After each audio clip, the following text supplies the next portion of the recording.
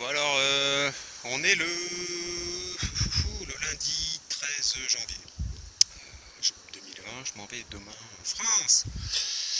Et hier j'ai commencé à regarder un peu mes graines pour l'année prochaine, passer des commandes en France. Et je suis tombé sur une vidéo YouTube, pour les trucs que je regarde, sur les couverts permanents.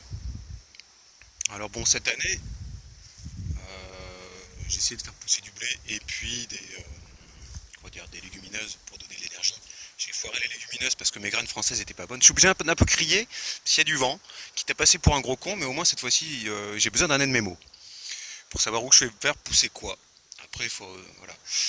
Mais tout ça pour dire pourquoi je parle des couverts, c'est parce que, comme je disais, j'ai un sol qui est très sec et une vidéo que j'ai faite la dernière fois montrait qu'il y avait des trucs qui poussaient dans l'herbe. Et en fin de compte, l'herbe garde l'humidité, ameublit le sol. Et moi, mon sol, dès qu'il n'est pas couvert, paf, il sèche et c'est du béton. Donc c'est un peu le problème que j'ai. Et je suis retombé sur les couverts permanents. J'avais oublié, je suis un gros con, pourtant j'en ai maté des vidéos. Mais je pensais couverts permanents pour ameublir le sol. Mais pour moi, ça semble un peu essentiel. L'année dernière, par exemple, j'avais mis. Alors déjà la paille. La paille, il y a deux inconvénients à la paille, c'est que ça refroidit vachement. Ça fait isolant, donc au printemps, si on l'enlève pas, la terre se réchauffe pas, donc on peut pas planter avant que la terre soit réchauffée. Si on plante, les plantes se végètent, donc elles tombent malades. Et moi, dès que je découvre, avec le soleil, ça sèche. Donc c'est un gros problème. Déjà le retard, mais aussi tout ce qui est petits semis, carottes, betteraves, tout ça, j'ai rien jusqu'à l'hiver prochain. Cette année, donc je voulais faire l'essai là déjà pour voir ce que ça donnait, qu'est-ce que c'était que du blé, parce que moi pour soi c'est une mauvaise herbe quoi. Bah oui, c'est une graminée. Donc c'est pas mal de voir à quoi ressemble une pousse de blé. Petit aparté, dans mon champ, comme c'était un champ de pâturage aussi à une époque, c'est pour ça qu'il y a autant de couverts, de la moutarde je connais pas les familles de graminées, je les reconnais assez peu, mais il devait y en avoir pas mal des graminées. C'est pas de l'herbe en fin de compte. Enfin si, c'est de la mauvaise herbe, mais c'est super costaud. Et quand je suis arrivé, tout le monde me disait mais c'est quoi cette herbe que t'as? Bah c'était à mon avis du fourrage. Enfin voilà, petit aparté. Donc cette année j'ai commencé le couvert, donc un couvert d'hiver, pour qu'il soit prêt au printemps. C'est-à-dire que là normalement je pense que le blé on commence à le récolter à partir du mois d'avril-mai, sur mois de mai, pour ceux qui sont un peu en avance au mois d'avril, fin avril. Donc c'est la floraison. Donc moi je pourrais peut-être le coucher avant, l'occulter avec une bâche d'ensilage et planter à peu près à partir du mois de mai, là où normalement je dois le faire, mais où mon sol est trop sec. L'avantage aussi de faire des couverts, c'est que le sol se réchauffe naturellement. Il est pratiquement pas couvert au sol, mais il y a une protection qui est l'enherbement entre guillemets. Donc bon, on va faire le test ici. Et mon idée après c'est de faire les suivants. Il y a beaucoup de choses que j'aurais dû faire de cette manière-là, quand j'ai récolté les patates, en retard, mais j'aurais dû faire la même chose sur tous les rangs de patates, pour que j'ai un maximum de rangs prêts au printemps. Au printemps, voire après jusqu'à juin. Bon, c'est pas grave, c'est-à-dire que normalement quand on fait un couvert, il faut des légumineuses et des graminées.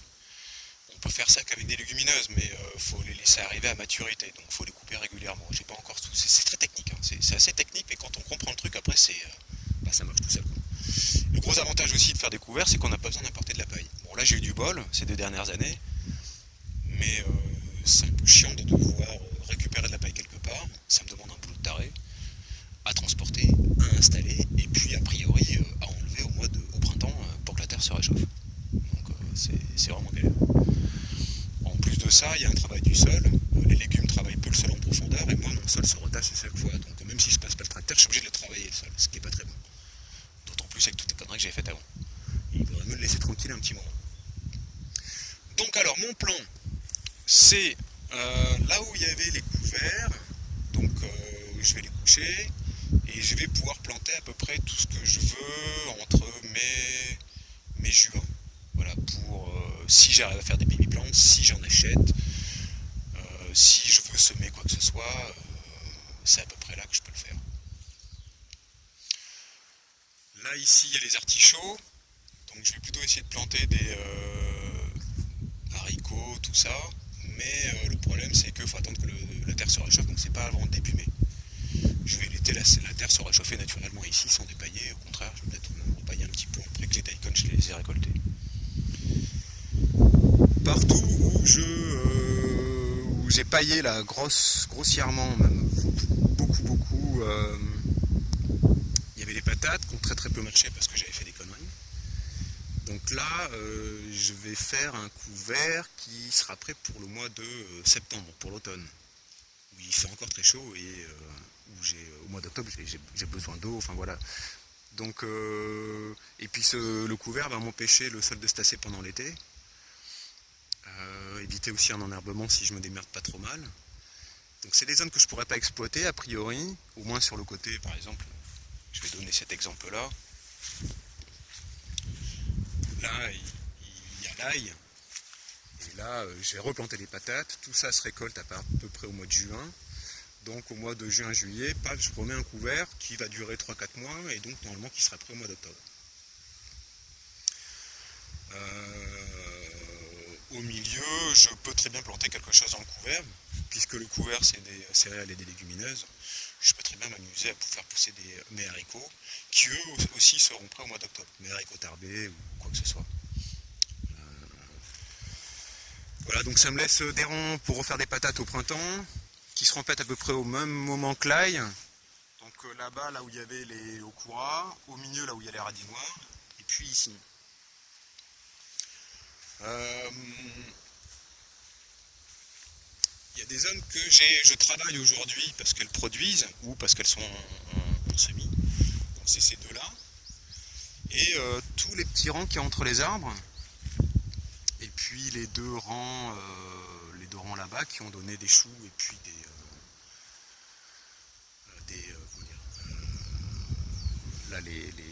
les céleris.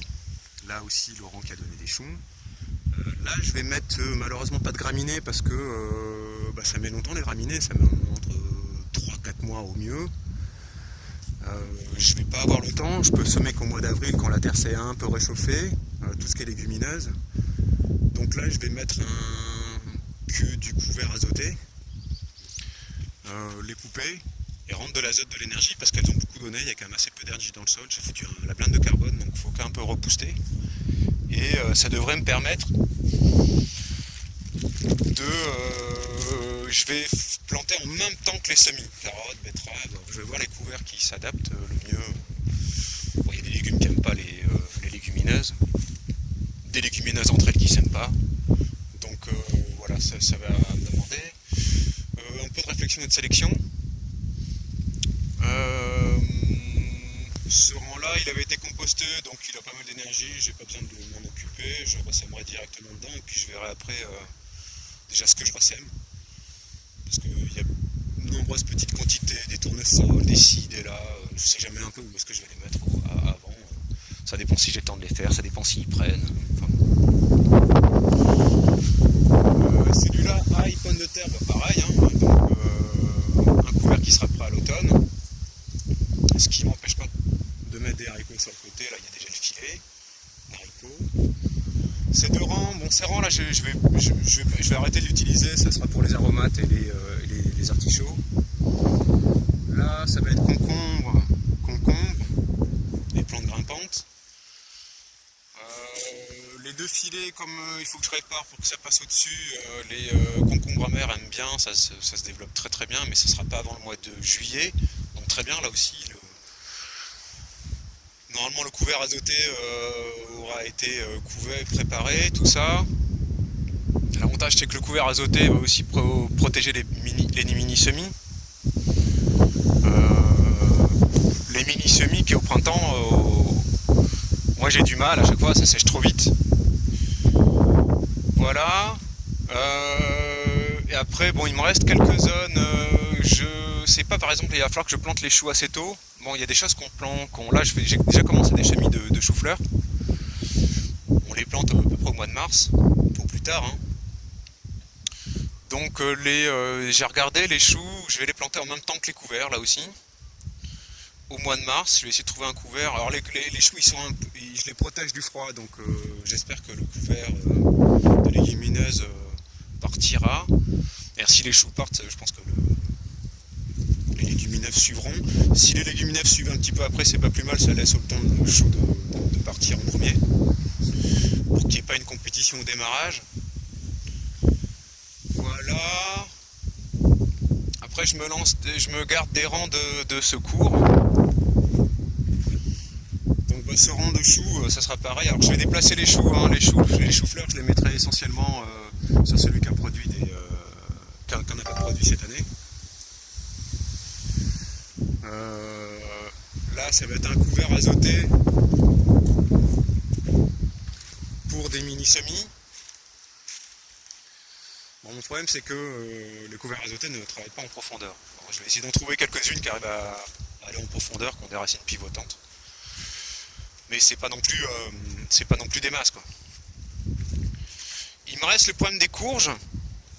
Bon, alors les courges on les plante pas trop tôt, mais c'est quand même au mois de mai-juin. Ça prend beaucoup de place. Couvert azoté aussi. Donc là j'aurais fait les pommes de terre. Je sais pas, j'avoue les courges c'est un peu le problème. Si on les fait à la même place, ça s'épuise un peu. Donc je vais bien sûr aussi rajouter du compost à chaque fois, un peu. Et puis donc là ce rang sera prêt, donc couvert, fini, coupé, exploité, tous ces rangs sera pour l'automne. Celui-ci, les 4 rangs, comme je vais les semer direct, c'est à ce moment-là, en début d'automne, que je vais faire un couvert pour le début du printemps. Et puis celui-là, ça sera plutôt en début d'hiver. Donc en gros, les couverts d'automne arrivent à maturité à la fin d'automne, à la fin de l'hiver, alors que les autres arrivent à maturité à la fin du printemps, au printemps. Bon, pour donner un ordre d'idée, c'est plutôt des céréales qui arrivent à maturité au mois de mars, et puis les autres arrivent à maturité au mois d'avril. Ce qui a en gros, on verra comment je vais essayer de gérer ça, mais l'idée c'est d'arriver à faire pivoter. Cette année il y avait de l'hiver ici, peut-être que l'année prochaine ça sera l'inverse. On fera pousser des légumes d'hiver ici, puis là-bas ça sera pour couvert de graminées, l'inverse. Je ferai là pousser des légumes. Et puis entre les deux, jongler avec les patates et l'ail, les patates, l'ail, les fèves, les petits pois, enfin tous ces légumes les oignons, qui demandent un cycle en gros, l'ail c'est quand même entre le mois d'octobre et le mois de juin, donc c'est super long. Les oignons c'est à peu près pareil, et les autres c'est à partir du mois de décembre. Donc voilà, il faut que j'arrive à gérer ces cycles. J'ai des nouvelles zones de culture qui se sont ici. Est-ce que là je sème directement couvert de graminées au printemps? C'est possible. Parce que là les patates je vais attendre le mois de juin-juillet, donc ça sera probablement sarrasin puis une légumineuse. Les autres, je peux très bien mettre une graminée qui met du temps. Là je voyais qu'il y avait de l'avoine de printemps.